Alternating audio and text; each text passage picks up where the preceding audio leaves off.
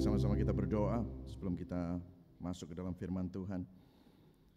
Bapa di dalam surga, kami mengucap syukur hari ini kami diberi kesempatan untuk merenungkan firman-Mu.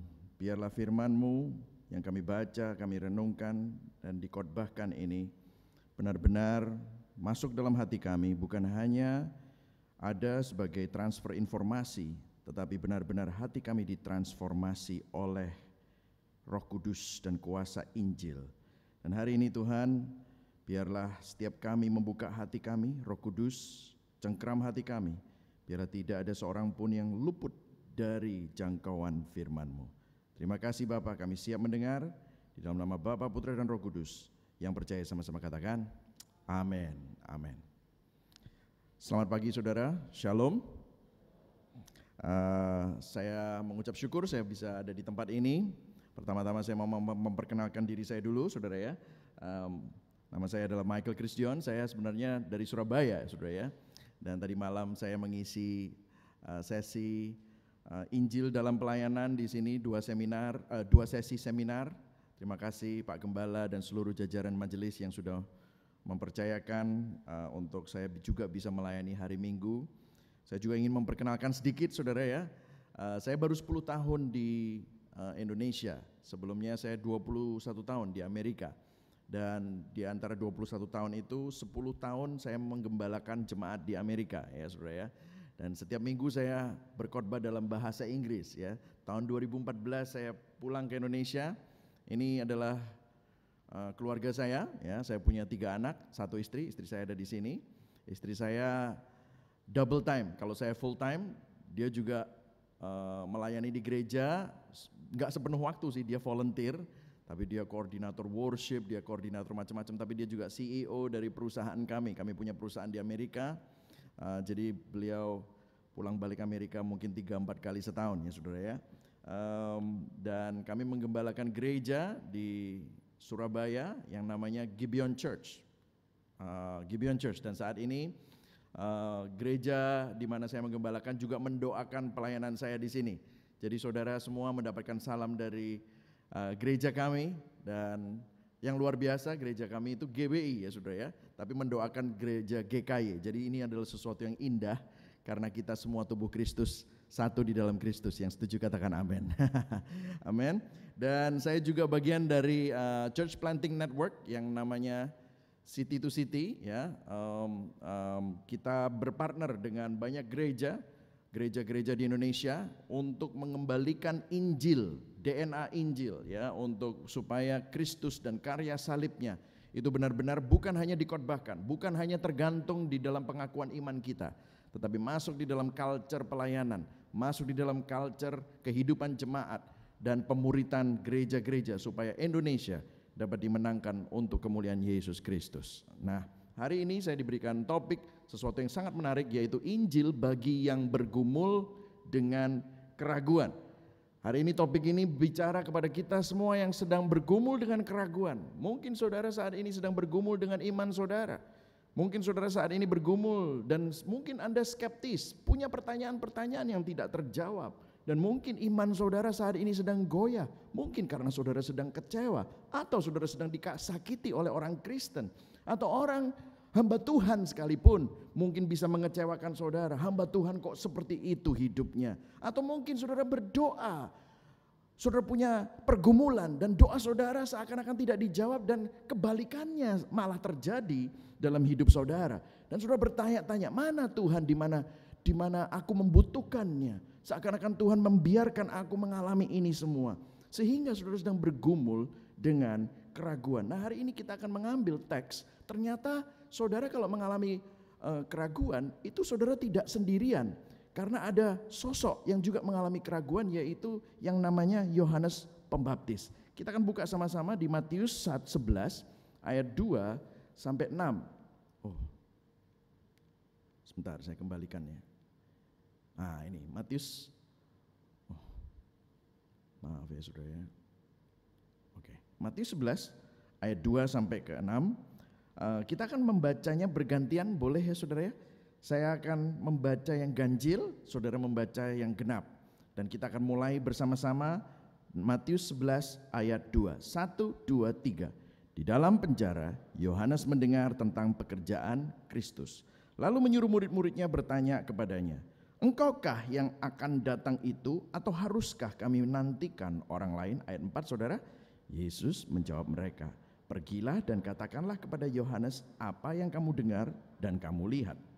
Orang buta melihat, orang lumpuh berjalan, orang kusta menjadi tahir, orang tuli mendengar, orang mati dibangkitkan, dan kepada orang miskin diberitakan kabar baik." Ayat 6, "Dan berbahagialah orang yang tidak menjadi kecewa dan menolak aku." Berbahagialah orang yang mendengar firman Tuhan, memelihara dalam hatinya dan melakukan dalam hidupnya. Nah saudara, ternyata keraguan iman itu tidak hanya dialami jemaat masa kini, tapi seseorang yang bernama Yohanes Pembaptis pun mengalami keraguan iman. Kenapa saya pilih Yohanes Pembaptis? Karena dia adalah seorang yang semestinya tidak meragukan Yesus, tapi pada saat itu Yohanes meragukan Yesus. Nah, saudara, ada suatu stigma bahwa orang yang ragu itu berdosa. Saya nggak bisa klik, kenapa ya? Mungkin Anda aja yang mengikuti saya ya. Ada suatu stigma bahwa ragu itu berdosa. Ragu itu sesuatu yang memalukan. Ragu itu seakan-akan Anda itu kurang percaya, lemah iman. Dan ada orang yang mungkin dari latar belakang teman saya itu ada latar belakang karismatik, dia bilang, "Waktu saya tanya-tanya Pak sama pendeta saya tiba-tiba ditengking Pak, dalam nama Yesus, roh-roh keraguan hilang gitu, keluar dari hidupmu," gitu saudara. Jadi seakan-akan ada suatu stigma bahwa keraguan itu merupakan sesuatu yang tabu, saudara. Sehingga kalau orang Kristen menunjukkan sedikit tanda bahwa dia itu sedang ragu atau dia sedang mempertanyakan Tuhan, mereka malu. Tetapi ada yang menarik, bahwa ini adalah Yohanes Pembaptis. Kalau kita mengenal Yohanes Pembaptis, maka dia adalah seorang yang mengabdikan seluruh hidupnya bagi Tuhan. Dan dia juga masih ada hubungan saudara dengan Yesus dari ibunya. Tentunya Yohanes sudah banyak mendengar cerita tentang Yesus di masa kecil. Kalau saudara ingat, bahkan di rahim Yohanes, waktu Elisabet mengandung Yohanes, Elisabet itu mamanya Yohanes Pembaptis, ketemu sama Maria yaitu sepupunya. Wah, Maria juga lagi hamil pada saat itu. Yohanes Pembaptis melonjak, memberikan kesaksian bahwa ini adalah Mesias. Jadi Yohanes Pembaptis ini seseorang yang punya hubungan saudara dengan Yesus dan tahu bahwa Yesus adalah Mesias. Dan saat membaptis Yesus, maka Yohanes juga melihat ada burung merpati turun yang melambangkan Roh Kudus. Dan juga mendengar suara Bapa dari surga, "Inilah anakku yang kukasihi, kepadanyalah aku berkenan." Jadi saudara bisa melihat bahwa berkali-kali Yohanes menyatakan bahwa Yesus lebih besar daripada dirinya. Dan Yohanes mendorong pengikutnya untuk lebih mengikuti Yesus daripada mengikuti dia. Jadi Yohanes adalah seseorang yang semestinya tidak meragukan siapa Yesus. Namun saat Yohanes dimasukkan penjara oleh Herodes, maka dia mengalami keraguan iman yang dahsyat. Di dalam penjara ia bertanya-tanya, sungguhkah Yesus itu adalah sang Mesias yang sejati itu? Dan Yohanes Pembaptis mengalami keraguan iman. Nah saudara, ini sesuatu yang menarik. Di sini kita belajar bahwa orang yang mencintai Tuhan, oh ini bisa ya. Orang yang mencintai Tuhan masih dapat meragukan Tuhan. Jadi kita bisa mengambil kesimpulan bahwa tidak seorang pun kebal terhadap keraguan iman. Kalau hari ini saudara mengalami keraguan iman, itu lumrah. Semua orang percaya, bahkan mereka yang rohaninya kelihatan begitu kuat dan setia mengikut Tuhan, bisa mengalami keraguan iman. Bisa skeptis terhadap Tuhan. Bisa loh sinis terhadap Tuhan. Dalam Alkitab tercatat bahwa bukan hanya Yohanes Pembaptis saja yang mengalami keraguan iman, tapi banyak tokoh-tokoh lain seperti Abraham mengalami keraguan iman di Perjanjian Lama. Ayub mengalami keraguan iman. Ayub bertanya, "Di mana Tuhan? Apa yang terjadi dengan hidupku? Gideon mengalami keraguan iman. Elia bahkan mau bunuh diri. Dia mengalami keraguan iman. Dia sudah hampir putus asa. Habakuk mengalami keraguan iman. Jadi orang yang mencintai Tuhan masih dapat meragukan Tuhan. Apalagi orang yang masih belum cinta sama Tuhan, baru kenal Tuhan atau tidak kenal Tuhan, atau masih mencari tahu tentang Tuhan. Jangan kaget kalau mereka sangat skeptis. Bahkan jika seseorang yang percaya kepada Tuhan namun tidak pernah ragu, itu saya justru perlu tanda tanya. Kita perlu pertanyakan imannya. Madeleine Lanes adalah seorang penulis yang bergumul dengan imannya terhadap Tuhan, berkata begini, saudara. Mereka yang percaya kepada Tuhan namun tanpa hati yang bergumul, tanpa kegelisahan pikiran, tanpa serangan keraguan dan godaan keputusasaan, hanyalah percaya pada ide tentang Tuhan dan bukan pada Tuhan itu sendiri. Dari sini kita belajar bahwa keraguan iman adalah sesuatu yang wajar dalam perjalanan iman manusia, termasuk anak-anak Tuhan seperti kita semua. Amin, saudara. Bahkan lebih dari itu, maka keraguan iman itu menandai bahwa saudara sangat serius terhadap iman saudara. Saudara mempertanyakan banyak hal. Bila kita tidak peduli dengan sesuatu, maka kita tidak akan pernah meragukan hal itu.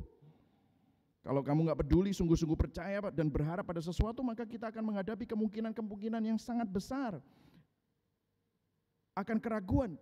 Kita gak terlalu peduli. Kalau kita gak peduli tentang sesuatu, kita gak akan tanya. Tetapi pada saat kita peduli tentang hal itu, maka kita mempertanyakan. Jadi keraguan iman itu justru adalah hal yang wajar dan bahkan menunjukkan kepedulian dan keseriusan. Tim Keller berkata begini, iman tanpa sejumlah keraguan adalah seperti tubuh manusia tanpa antibodi di dalamnya.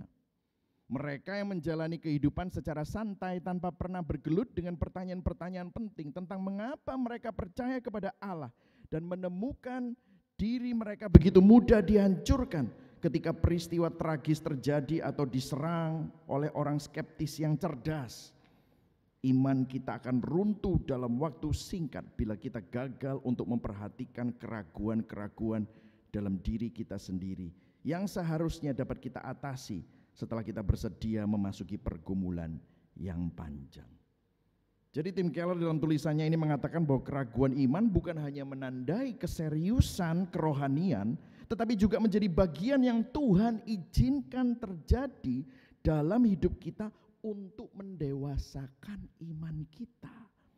Orang yang tidak pernah bergelut dengan pertanyaan-pertanyaan penting atau ragu-ragu tentang sesuatu akan Tuhan dalam dirinya adalah orang Kristen yang justru lemah dan dangkal.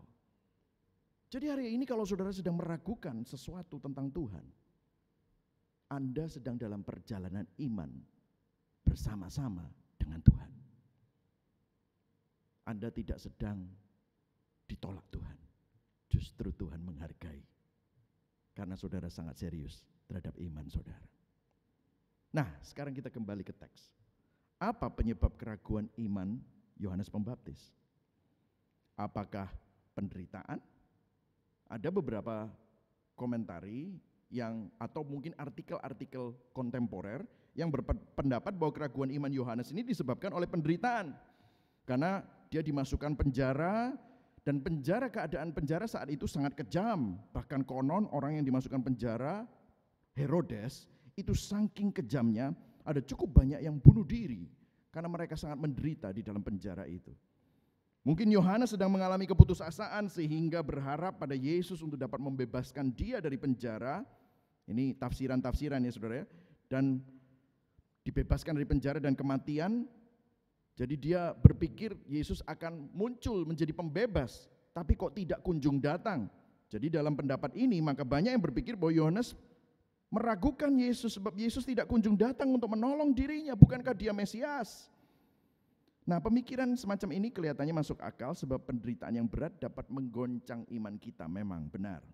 Namun kalau kita selidiki lebih jauh, ternyata penderitaan bukanlah menjadi penyebab dari keraguan Yohanes akan Yesus. Ada dua alasan, saudara. Jadi dua alasan mengapa bukan penderitaan yang menyebabkan Yohanes meragukan Yesus.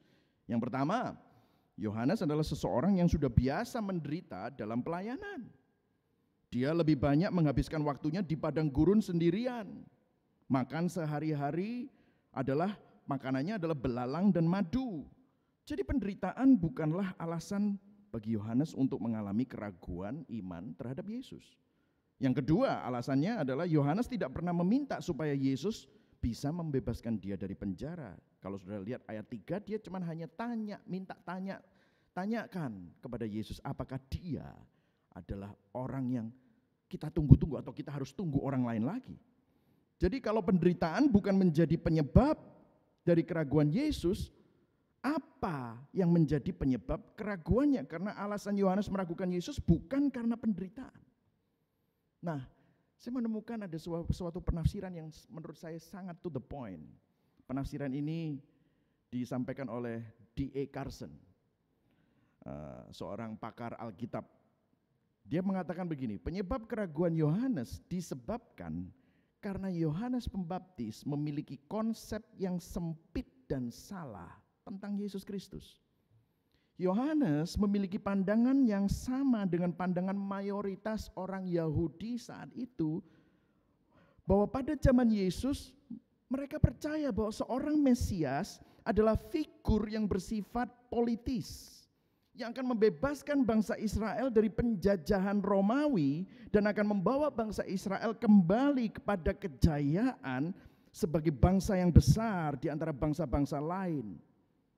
Dan ini bisa kita lihat di Matius 3 ayat 12. Ini versi TBS ya. Oleh karena itu bertobatlah, karena dunia ini seperti ladang luas yang siap dipanen. Ini Yohanes Pembaptis. Bulir gandum yang baik dan yang tidak baik akan dipisahkan, karena dia, Yesus Kristus, yang datang sesudah aku akan menghakimi dunia ini dan memisahkan orang yang jahat dari antara orang yang benar. Orang yang benar itu akan hidup bersamanya, tapi semua orang jahat akan dilemparkan ke dalam api neraka yang tidak pernah padam. Jadi itu pemahaman Yohanes tersirat pandangan itu. Bahwa Yesus akan datang dengan kekuatan politis, dengan kekuatan yang luar biasa yang akan menghancurkan penjajahan Romawi. Maka di dalam penjara, Yohanes banyak mendengar cerita tentang pelayanan Yesus. Kok tidak sejalan ya dengan gambaran dan harapannya tentang seorang Mesias. Yesus tidak menunjukkan tanda-tanda untuk menghancurkan orang jahat dan berdosa, namun justru berkawan, bersahabat, melayani, bahkan duduk makan dengan orang-orang jahat. Bahkan salah satunya adalah seorang pemungut cukai dijadikan muridnya, namanya Matius. Betul, saudara? Bayangkan kalau Yohanes mendengar ini semua. Bukankah Matius seorang pemungut cukai, antek orang Romawi? Loh kok malah dijadikan muridnya?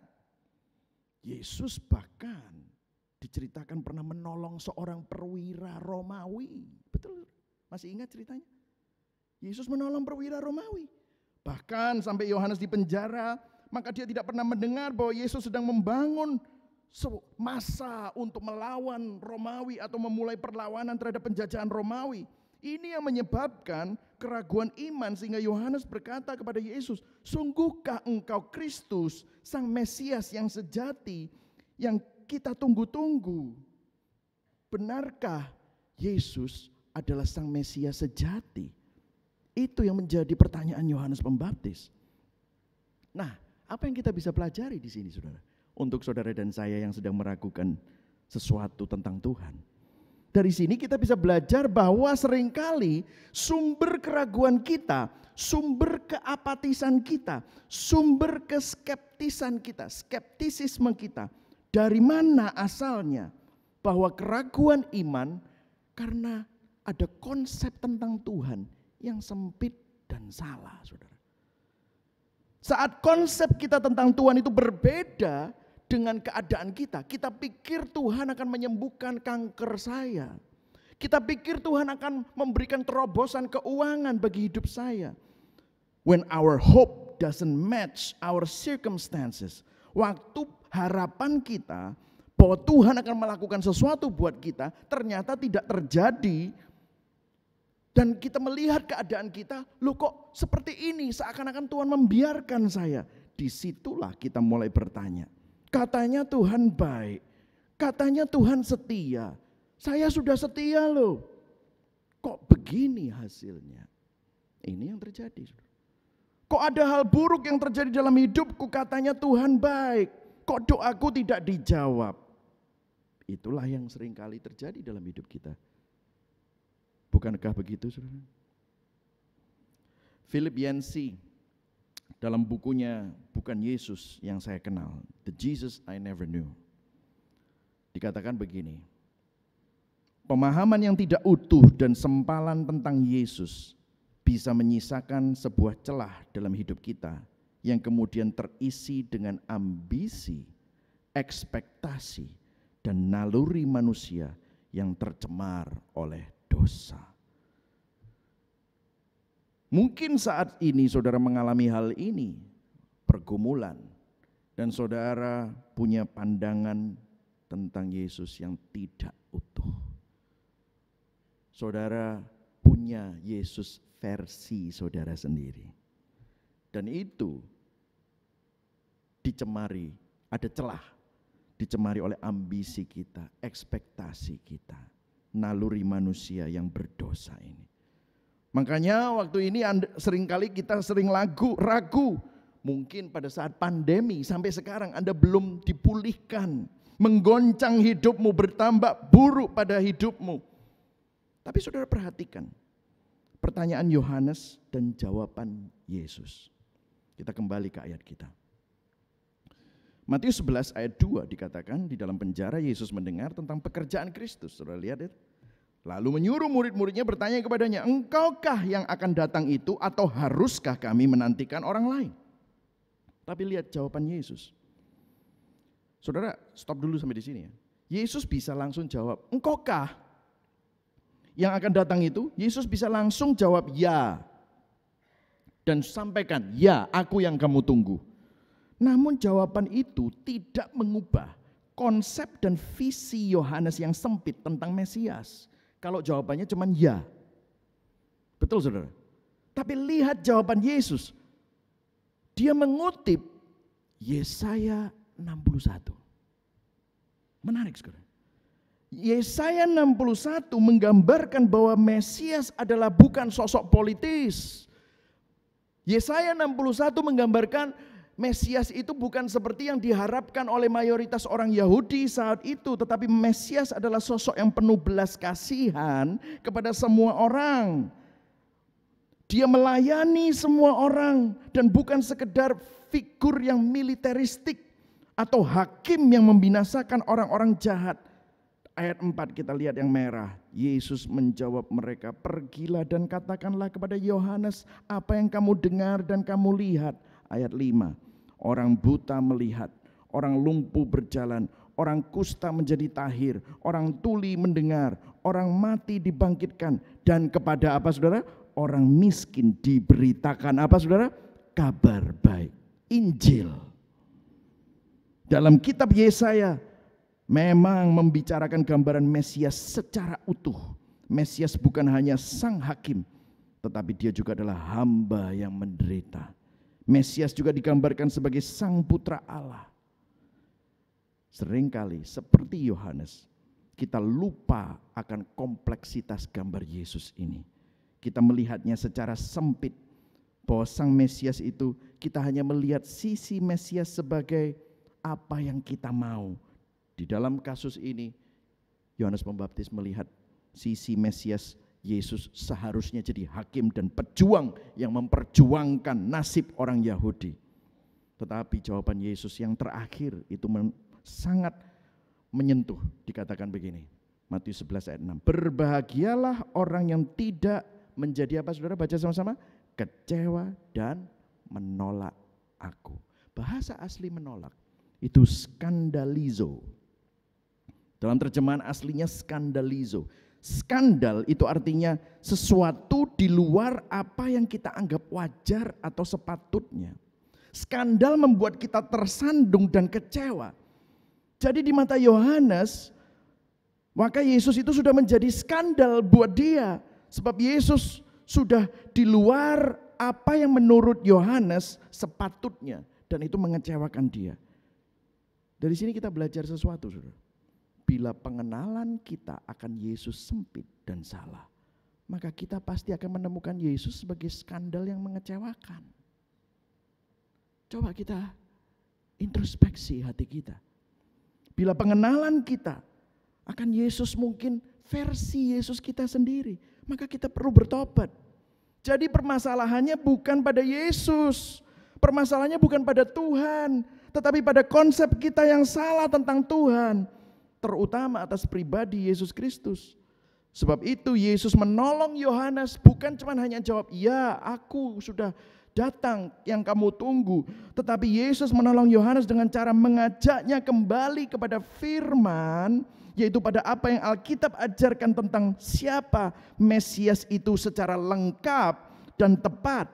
Sebagai orang Kristen, kalau kita hanya menekankan bahwa Yesus adalah juru selamat yang penuh kasih, serta menganggap Yesus selalu mengabulkan permintaan kita, maka cepat atau lambat kita akan marah dan kecewa pada Yesus, sebab bisa saja Yesus tidak memberikan dan mengabulkan apa yang saudara minta. Bahkan mungkin saudara seakan-akan diizinkan untuk mengalami sesuatu yang buruk. Sebab Yesus bukan Allah yang maha kasih saja, tetapi dia adalah Allah yang bijaksana, Allah yang berdaulat. Dia tahu apa yang terbaik buat saudara dan saya. Walaupun apa yang terbaik itu bukan selalu yang ternyaman dan yang terenak bagi hidup kita. Tetapi itu yang terbaik untuk mendewasakan iman kita. Yang setuju katakan amin. Saudara, perlu kita renungkan ini. Tapi begini saudara, kabar baiknya. Ada sesuatu yang luar biasa. Orang yang mencintai Tuhan masih dapat meragukan Tuhan. Tapi baca sama-sama yang merah itu. 1, 2, 3. Orang yang meragukan Tuhan masih tetap dicintai Tuhan. Amin saudara. Yesus jawabannya tidak marah atau menghardik keraguan Yohanes. Dia enggak bilang, sepupu, lu gimana sih? Dia nggak bilang seperti itu. Dia tidak menengking, dia tidak marah, tapi sebaliknya Yesus memberikan jawaban yang merevisi konsep yang sempit dari Yohanes Pembaptis. Tujuannya apa?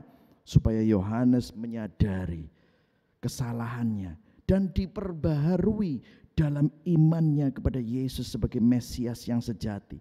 Yesus tidak tersinggung atau sakit hati atau offended terhadap keraguan Yohanes, bahkan memuji keberadaan Yohanes. Inilah anugerah Yesus kepada Yohanes yang meragukan dia. Begitu juga bagi kita semua. Dalam Yesus maka anugerah Allah selalu tersedia bagi kita yang meragukan dia. Saudara semua, Yesus tidak pernah terintimidasi dengan keraguan saudara. Yesus tidak pernah tersinggung dengan pertanyaan-pertanyaan saudara yang skeptis dan sinis. Disinilah saya akan membawa kita kepada keindahan Injil, the gospel connection. Sebab keraguan iman kita di dalam Kristus itu tidak pernah sia-sia. Roma 8 ayat 28, Allah turut bekerja dalam segala sesuatu untuk mendatangkan apa saudara? Kebaikan. Mengapa keraguan kita tidak pernah sia-sia? Karena begini saudara, Yesus mengerti keraguan kita. Dia pernah mengalami keraguan seperti saudara dan saya. Masa Yesus pernah mengalami keraguan? Yes. Di mana saudara waktu Yesus mengalami keraguan?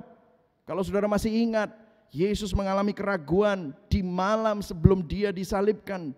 Di Taman Getsemani dia bergumul sampai berpeluh darah, bahkan berdoa. Matius 26 ayat 29 berkata, ya Bapakku, jikalau sekiranya mungkin, biarlah cawan ini lalu daripadaku. Dia penuh dengan pertanyaan Tuhan, kalau bisa, tetapi janganlah seperti yang ku kehendaki, melainkan seperti yang engkau kehendaki. Yesus bergumul, dan bukan hanya itu saja. Kenapa di dalam Kristus keraguan iman kita tidak akan pernah sia-sia? Karena keraguan kita ditanggung di atas kayu salib.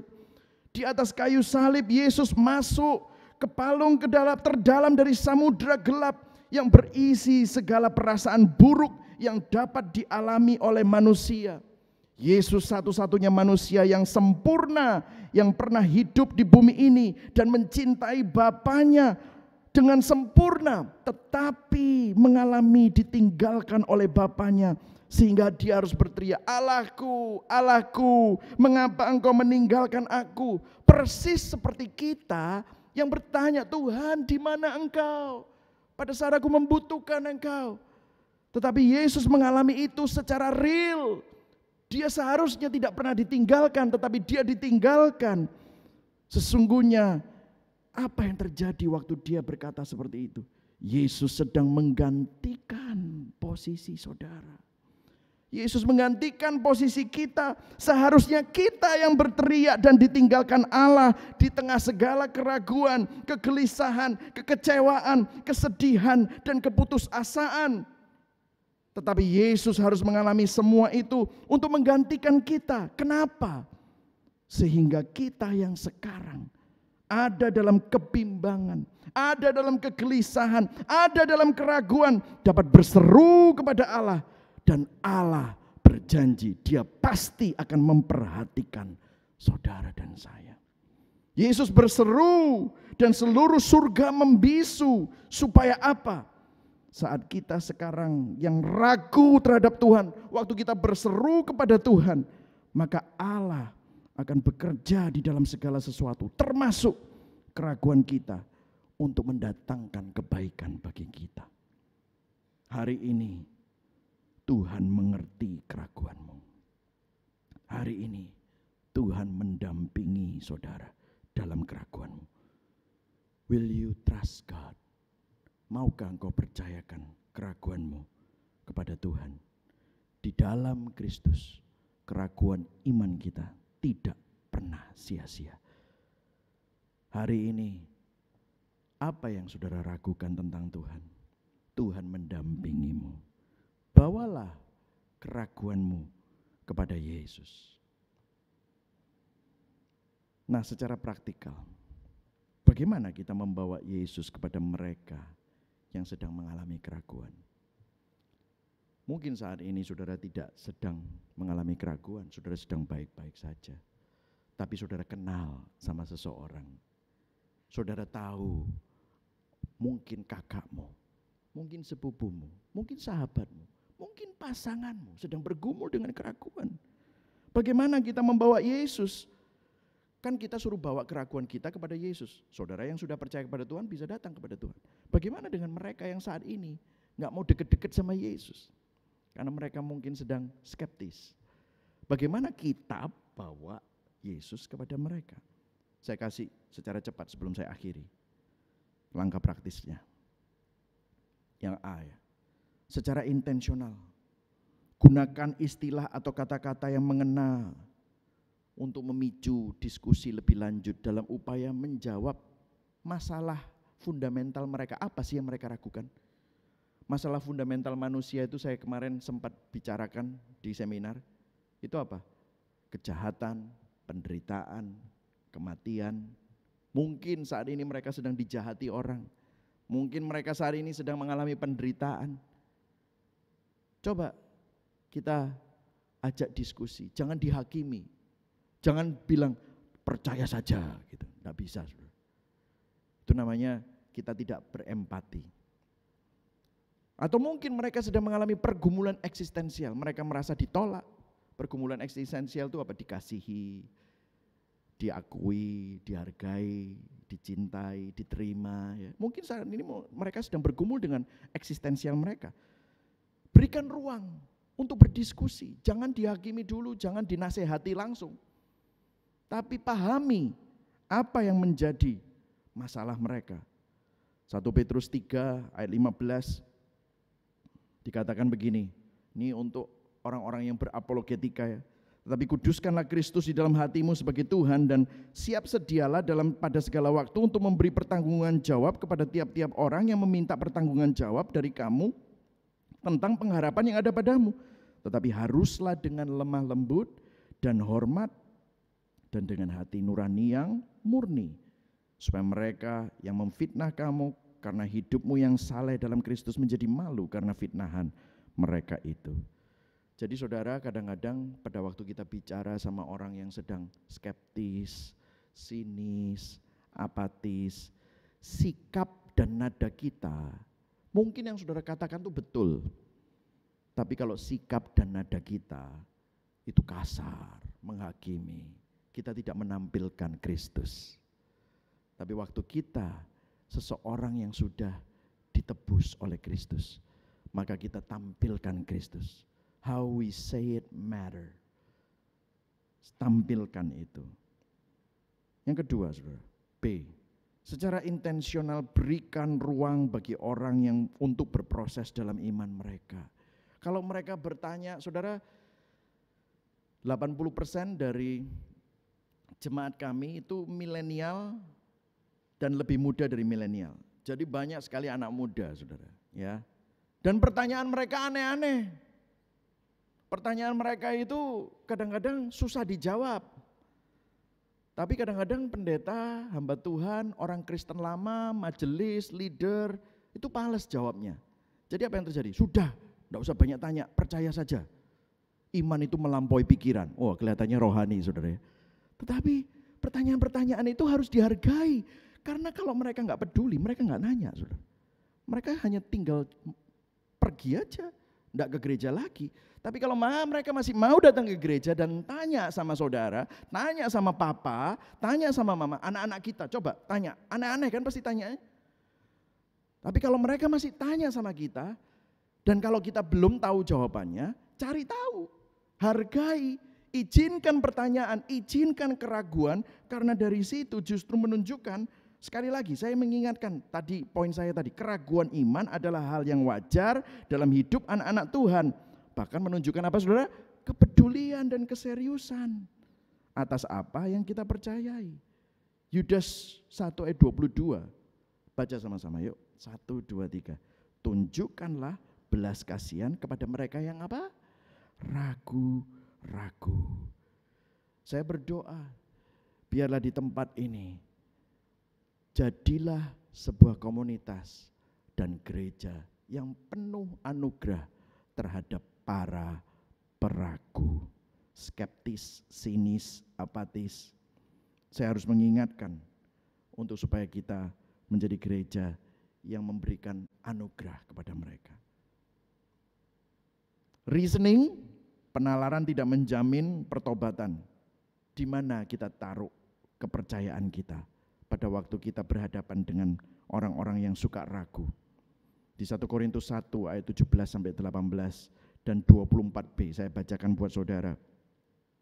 Sebab Kristus mengutus aku bukan untuk membaptis, Rasul Paulus berkata, tetapi untuk memberitakan apa saudara? Injil. Dan itu pun bukan dengan hikmat perkataan, supaya salib Kristus jangan menjadi sia-sia. Sebab pemberitaan tentang salib memang adalah kebodohan bagi mereka yang akan binasa. Tapi bagi kita yang diselamatkan, pemberitaan itu adalah apa? Saudara baca sama-sama, kekuatan Allah. Ayat 24b, baca sama-sama yang bawah itu. 1, 2, 3. Kristus adalah kekuatan Allah dan hikmat Allah. Jadi ayat 24, apa yang dikatakan Paulus di sini penting sekali. Itulah sebabnya kita harus kembali memberitakan Injil. Setiap kali kalau ada orang yang ragu, ingatkan akan karya Kristus. Saya tadi mengingatkan saudara bagaimana Yesus pun juga pernah mengalami keraguan. Yesus pun juga mengalami apa yang kita alami. Beritakan Injil. Dalam setiap kesempatan kalau saudara bisa berapologetika, berdiskusi dengan orang, jangan lupa beritakan Injil dan karya salib Kristus. Saya membaca sebuah church planting manual. Jadi Tim Keller itu punya church planting manual, namanya Redeemer Church Planting Manual. Dia bilang begini, ketika sebuah gereja menekankan yang kognitif dengan mengesampingkan pengalaman atau pengalaman dengan mengesampingkan yang kognitif, di sanalah ada yang hilang dari pembaruan. Jadi kadang-kadang kalau kita itu hanya menekankan apa yang informasi ya, pengalaman pikiran-pikiran doktrin gitu terus ya. Tapi enggak dialami, ada yang hilang. Tetapi kalau pengalaman-pengalaman saja, ada yang mengalami Tuhan itu baik, tapi enggak dikasih reasoning, jadi kayak doktrin, apologetika, maka juga akan ada yang hilang. Jadi dua-duanya dikatakan, keduanya sangat perlu ditekankan dan tidak boleh diadu satu sama lain, tapi dipandang sebagai pelengkap. Kebenaran seharusnya dapat kita alami. Namun pengalaman itu juga membuat kita lapar untuk mengenal lebih banyak kebenaran. Jadi obatnya untuk saudara yang ragu itu dapat diyakinkan lagi. Itu tidak bisa hanya satu cara, dikasih tahu pakai informasi, belum tentu. Tapi kadang-kadang perlu didoakan, perlu didampingi supaya dia bisa mengalami Kristus melalui hidup orang lain. Tapi kadang-kadang ada orang yang memang butuh seminar, ada orang yang butuh Bible study. Di situ mereka bisa dibuat mengerti, oh iya ternyata pengalaman saya, ternyata saya perlu terlalu sempit. Versi Yesus yang saya ketahui terlalu sempit, makanya dia butuh untuk dikasih tahu. Jadi 1 Tesalonika 5 ayat 14, kita baca sama-sama sebagai ayat penutup kita. 1, 2, 3, hiburlah mereka yang tawar hati, belalah mereka yang lemah, sabarlah terhadap semua orang. Amin saudara. Kita belajar, kalau misalnya saudara pernah baca cerita Filipus dan Nathanael. Filipus itu ketika dia menceritakan tentang Yesus kepada Nathanael, Nathanael meragukan. Nathanael berkata, mungkinkah sesuatu yang baik datang dari Nazaret? Yesus itu kan dari Nazaret. Mana ada orang baik dari Nazaret? Dan yang dilakukan Filipus bukan menghakimi Nathanael, bukan marah sama Nathanael, tetapi mengajak Nathanael untuk bertemu langsung dengan Yesus. Hadirkan Yesus kepada mereka yang bergumul dengan keraguan iman. Dan kalau saudara ngomong saja masih belum, jadilah seperti Yesus kepada mereka. Mari sama-sama kita berdoa. Bapa di dalam surga, kami mengucap syukur bahwa di tengah-tengah keraguan iman kami, Engkau sabar, Engkau penuh kasih karunia, Engkau mendampingi kami.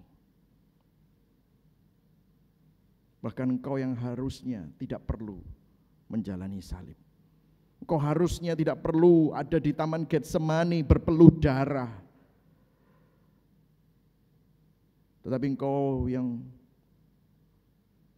penuh dengan kemuliaan, Engkau adalah Allah yang tidak menganggap kesetaraanmu dengan Allah sebagai milik yang harus dipertahankan. Mengosongkan diri, mengambil rupa menjadi seorang hamba, menjadi sama dengan manusia, taat sampai mati, mati di kayu salib. Untuk kami orang berdosa, untuk kami yang suka tergoncang imannya, untuk kami yang sering ragu-ragu, Engkau ditinggalkan sendirian di atas kayu salib, supaya pada saat kami ragu, kami tidak pernah ditinggalkan, tapi kami didampingi. Hari ini Tuhan, biarlah firman-Mu mengingatkan kami bahwa Engkau tetap setia, bahkan di tengah-tengah keraguan iman kami, Engkau mencintai kami. Kami berdoa untuk setiap jemaat-Mu yang mendengar. Kalau ada di antara kami yang sedang bergumul, yang saat ini bertanya, yang saat ini mungkin sedang mulai kehilangan imannya, dampingi mereka. Roh Kudus, gandeng tangan mereka, ingatkan mereka bahwa Engkau tidak pernah sedetik pun meninggalkan mereka. Mungkin saat ini ada beberapa dari kami yang perlu direvisi pandangan kami yang seringkali terlalu sempit tentang Engkau. Hari ini kami bertobat. Biarlah kami mulai mengenal Engkau dan membuka wawasan kami untuk mengenal Yesus yang lebih komplit. Ampuni kami percaya kepada versi Yesus seperti buatan kami sendiri. Kami bertobat Tuhan. Tapi saat kami memandang salib, kami diingatkan betapa besarnya kasih-Mu. Dalamnya, panjangnya, tingginya, dan luasnya kasih-Mu bagi kami Tuhan. Terima kasih Tuhan, hamba-Mu berhenti berbicara. Tetapi biarlah firman-Mu ini terus berproses, mengubah, menata ulang hati kami. Di dalam nama Bapa, Putra, dan Roh Kudus, di dalam nama Tuhan Yesus Kristus, kami berdoa dan serahkan hidup kami. Yang percaya sama-sama katakan, amin.